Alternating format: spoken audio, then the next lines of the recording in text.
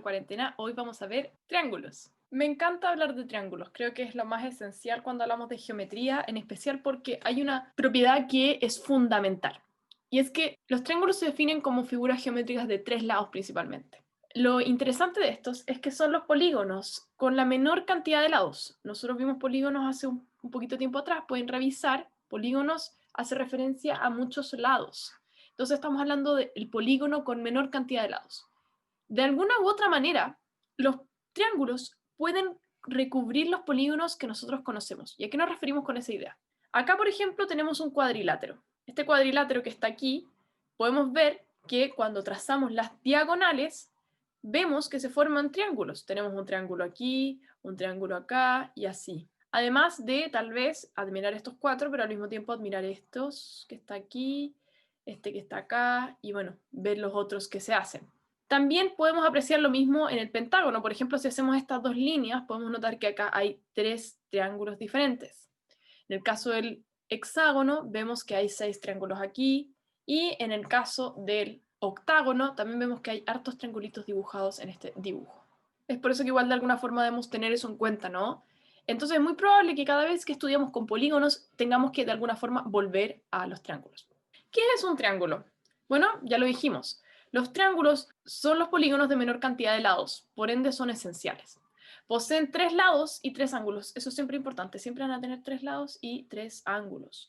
Los triángulos cumplen con la regla fundamental que es la desigualdad triangular. Y eso me interesa mucho verla al tiro porque esto es una cosa que la gente de repente pasa por alto y es muy importante. Entonces, vamos a tener acá un desafío. Corten un hilo en 3 segmentos de 1, 2 y 3 centímetros respectivamente. Hagan un triángulo.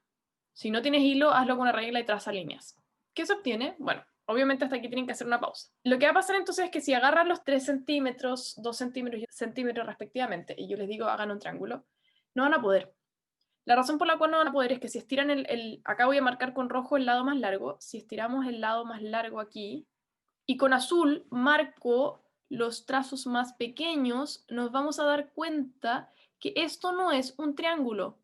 ¿Y por qué no es un triángulo? Porque esto es una figura plana, no van a alcanzar a tener un área dentro encerrada. Por ende, esto no es triángulo.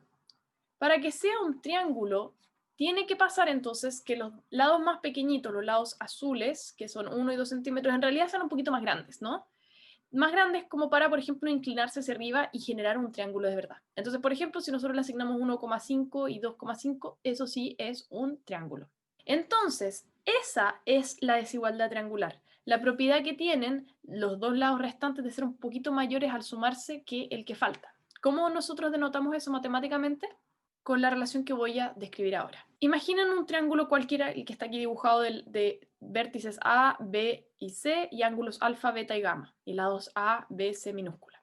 En todo triángulo, la medida de cada lado es menor que la suma y mayor que la diferencia de las medidas de los otros dos. Es decir, de alguna manera hay dos reglas fundamentales.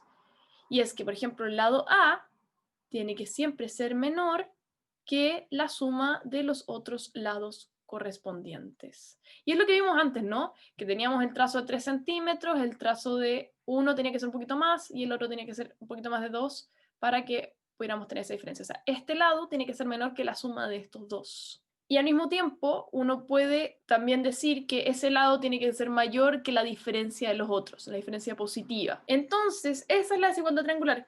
No hay problemas específicos en la PCU de eso, pero ténganlo en mente que no cualquier trío de largos nos puede dar un triángulo. Eso es la parte principal.